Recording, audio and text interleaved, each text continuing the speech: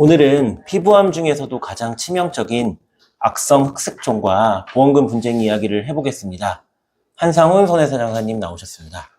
오늘 얘기는 조금 무거울 수 있어. 악성 흑색종이라고 하면 그냥 피부암으로만 생각하기 쉬운데 실제로는 전이가 빠르고 사망률이 높은 암이야. 그래서 보험금 청구할 때 분쟁도 자주 발생하지. 흑색종이면 보험금 받기가 어렵다는 얘기인가요? 어렵다기보다 세 가지 쟁점 때문에 보험사랑 자주 다투게 돼. 첫 번째는 제자리암이냐 일반암이냐이고, 두 번째는 병리보고서상 추정표현 해석이 나올 수 있고, 세 번째는 희귀 부위 발생 여부야.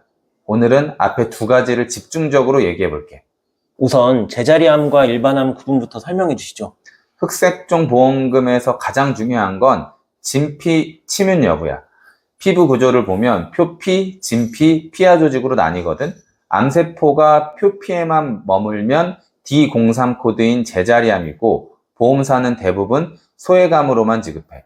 암세포가 진피층을 침범하면 C43 코드이고 일반암이야. 이때는 고해감 보험금 청구가 가능해. 보험금 차이는 몇 배 이상 나니까 이 구분이 핵심이야. 그럼 초기에 제자리암이라고 나왔다가 나중에 일반암으로 바뀌는 경우도 있나요? 많지. 처음 조직검사에서는 표피 국한으로 보여서 제자리암으로 진단되는 경우가 많아. 근데 수술 후 면역 염색 검사나 재절제를 하면 미세 침윤이 발견돼서 최종적으로는 일반암으로 바뀌는 거지. 문제는 보험사가 초기 진단서만 보고 소외감 처리하려는 경우야. 그래서 청구 전 꼭 세 가지를 확인해야 해. 첫 번째로 최종 보고서에서 브레슬로우 두께, 클락 단계, 침윤 여부 확인, 병리 슬라이드 재판 도구로 초기 오진 여부를 점검해야 되고, 진단서와 병리 보고서 코드 일치 여부를 확인해야 돼. 이걸 놓치면 받을 수 있는 고액보험금을 놓칠 수 있어. 두 번째 쟁점, 병리보고서 추정 표현은 어떤 문제를 말씀하시는 건가요? 흑색종 병리 보고서를 보면 이런 표현이 있어. Suspicious for melanoma, Suggestive of melanoma, Rule out melanoma, Consistent with melanoma. 이게 다 추정 표현이야. 쉽게 말하면 확정은 아니지만 흑색종 가능성이 높다는 의미지. 보험사는 이걸 근거로 아직 확정 아니니까 소외감만 지급하거나 아예 지급을 미루기도 해. 그럼 이런 상태에서 바로 청구하면 불리할 수도 있겠네요. 맞아. 섣불리 청구하면 분쟁만 길어져. 내가 권하는 절차는 이래. 면역 염색 검사, 추가 절제 검사로 확정 진단 확보, 병리 슬라이드 재검토 요청, 진단서와 병리 보고서 표현 일치 여부 확인. 이 과정을 거쳐서 확정 진단서 플러스 병리 보고서를 같이 제출하면 보험사가 트집 잡을 여지가 거의 없어. 이제 마지막 쟁점, 희귀 부위 발생 이야기를 들어볼까요? 흑색종이라고 하면 대부분 피부에 나는 점 같은 암만 떠올리는데, 사실 눈, 코, 입안, 점막, 심지어 뇌나 척수 같은 중추신경계에서도 발생할 수 있어. 이런 희귀 부위에서 발생한 흑색종은 일반적인 피부 흑색종보다 보험금이 더 높게 책정될 가능성이 커. 왜냐면 보험사 기준으로 고위험, 고해감으로 분류될 수 있기 때문이야. 그럼 무조건 희귀 부위면 고해감으로 받는 건가요? 아니야. 여기서 또 중요한 포인트가 있어.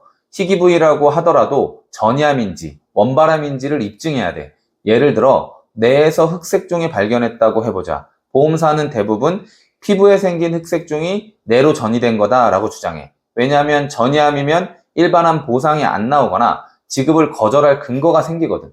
그래서 우리가 해야 할 일은 원발성임을 입증하는 거야. 쉽게 말해 이 암은 뇌에서 처음 생긴 거다를 증명해야 돼. 그래야 고액 보험금을 받을 수 있어.